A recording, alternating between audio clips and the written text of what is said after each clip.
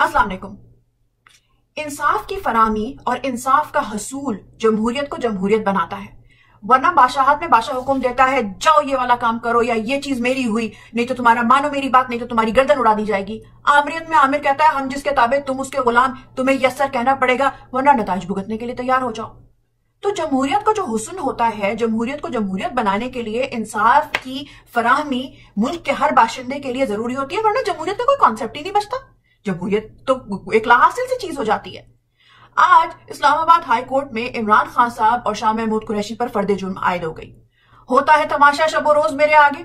इमरान खान साहब और उनकी लीगल टीम ने बारहा इस्लामाबाद हाई कोर्ट के जज आमिर फारूक की अदालत पर और जो भी केसेस वहां पे चल रहे हैं और वहां पे रजिस्टर्ड हैं, उनके लिए उन्होंने कहा है, अदम एतमाद का इजहार किया है। कोई भी इंसान जिसके ऊपर किसी भी किस्म का इल्जाम लगाया जाता है, ये उसका हक है कि वो अपना कॉन्फिडेंस शो करे जज पे के ऊपर कि हाँ ये जज जो भी फैसला देगा, जिस तरह का भी फैसला देगा, वो मुझे कबूल होगा।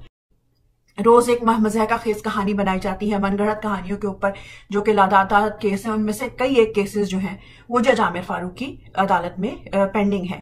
और जो अदम एतमाद का जो रीजन है वो एक खासा वैलिड किस्म का रीजन है, जिसके लिए आपको कोई बहुत बड़ा कानूनदान सियासतदान होने की जरूरत नहीं है। सिर्फ थोड़ा सा एक होशमंद और अकल वाला पाकिस्तानी होने की जरूरत है, जिसको थोड़ी बहुत नौहवा होनी चाहिए कि ये हो क्या रहा है।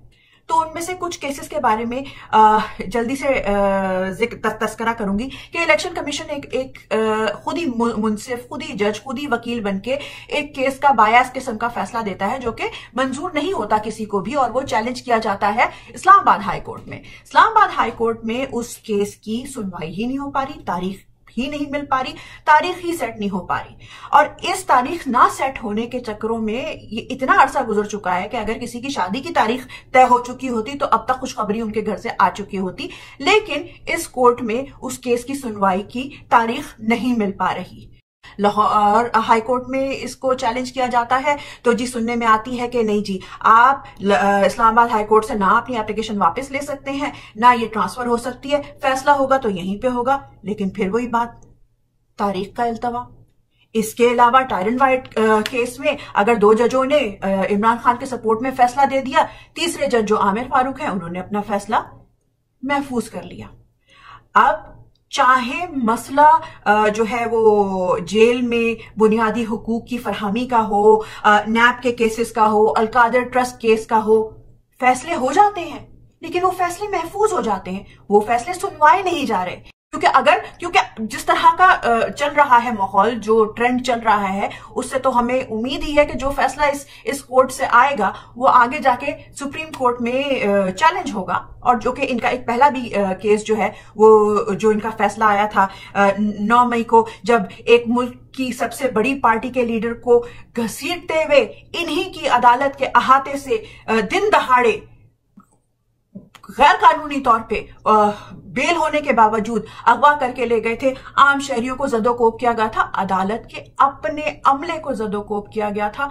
तो इस गिरफ्तारी को जज साहब का जाहिर है उनकी जितनी नॉलेज थी उन्होंने इस चीज को लीगल करार दिया। सुप्रीम कोर्ट ने उस चीज को कलअदम कहा और कहा ये इंतहाई गैर कानूनी किस्म का फैसला था। अब जहां पे इस किस्म की बात आती है तो मकबूजा पाकिस्तान के नाकिसुल अकल शहरी होने के नाते मेरे दिमाग में, खाली दिमाग में शैतान तरह तरह के वसवसे और तरह तरह के सवालात पैदा करता है, और मेरे दिल में आती है कि मैं ये सवालात मैं पूछूं।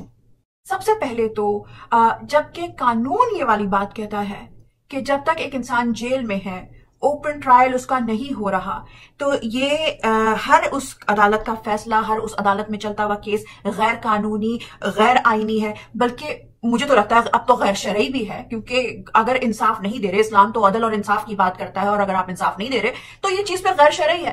तो जब ओपन केस ट्रायल नहीं हो रहा तो ये गैर शरई, गैर आईनी केसेस में इल्तवा पेंडिंग का मकसद क्या है? और जब अदल फराहम नहीं करना, और मतलब जिसकी भी जो भी प्लान, जो भी इसके पीछे अगराज और मकासद हो, और जब ये करना है तो फिर इलेक्शन ही क्यों? फिर हम क्यों नहीं बादशाह डिक्लेयर कर देते, हम वो दीगर चीजें क्यों नहीं डिक्लेयर कर देते? क्योंकि फिर जमहूर तो कहीं दिखता नहीं ना।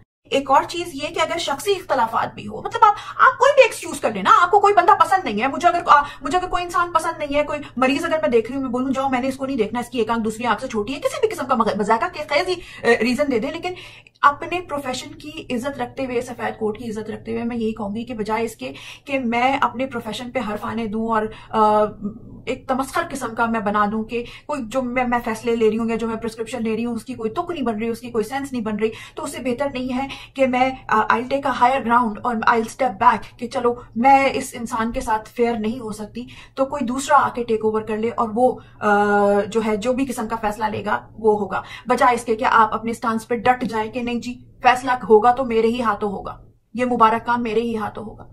तो जस्टिस डिलेड तो जस्टिस डिनाइड होता है ना सर। हम वो बेलौस किस्म की कौम है जिसने 75 साल तक अपने इदारों, अपने मुल्क की एक एक चीज पे जान निछावर की है। हम ये करते आए थे, उसके बाद हम जो कुछ चीजें देखने के बाद भी, अगर जब हमें इमरान खान साहब ने ये कह दिया, हमारे मुर्शिद ने ये कह दिया कि हम अदलिया की तरफ देखेंगे इंसाफ के लिए, तो मुर्शिद का हुक्म सर आंखों पर, हम अदलिया की तरफ देखते हैं इंसाफ के लिए, तो सर हमें मायूस ना करें। ये कौम बेशक ताकतों के सामने कमजोर जरूर है लेकिन बेवकूफ नहीं है। इस कौम के शऊर का तमस्कर मत उड़ाएं। एक और सवाल ये कि इमरान खान साहब की तो जो जंग है, जो स्ट्रगल है, वो तो है ही अदलिया की आजादी के लिए, वो तो है ही रूल ऑफ लॉ के लिए, वो तो है ही इंसाफ की फराहमी के लिए। तो एक तरह से जो उनका स्टांस है वो तो आपके प्रोफेशन के लिए ही एक सपोर्टिव किस्म की चीज हुई ना। तो उनका स्टांस ना सपोर्ट करने का क्या मकसद? क्या मैं वही वाली बात, मैं तो बहुत नाकिसुल अकल हूं, मेरी तो इस फील्ड में कोई नॉलेज नहीं है, तो मेरे दिमाग का मैथ्स 2 and 2 4 कैलकुलेट नहीं कर पाता कि he is on your side. वो तो आपके प्रोफेशन को सपोर्ट कर रहे हैं, वो कह रहे हैं कि कानून को आजादी दो कि उसके ऊपर किसी किस्म का प्रेशर ना हो, किसी किस्म का दबाव ना हो, जज मुंसिफाना फैसले करें। क्योंकि सर ये जो ओहदे, ये जो टाइटल्स, ये सब अल्लाह की देन होती है, और जितना बड़ा टाइटल होता है जिम्मेदारी भी इतनी बड़ी होती है, इनाम भी उतना बड़ा होता है और सजा भी उतनी बड़ी होती है।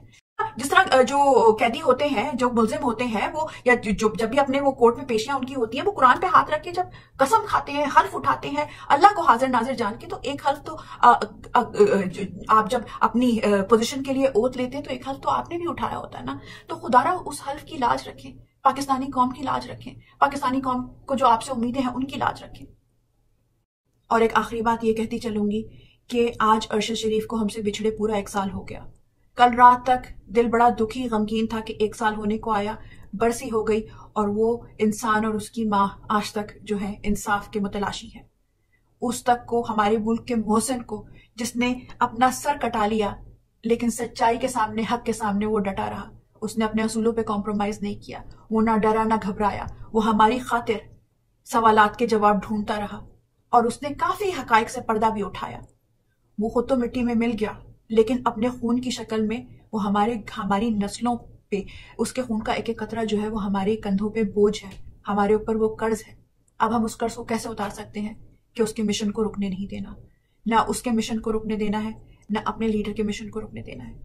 हमने थकना नहीं है, हमने घबराना भी नहीं है, हमने हकीकी आजादी, हमारी अगली मंजिल हकीकी आजादी है, वो पाए बगैर हम चैन से नहीं बैठेंगे। पाकिस्तान जिंदाबाद।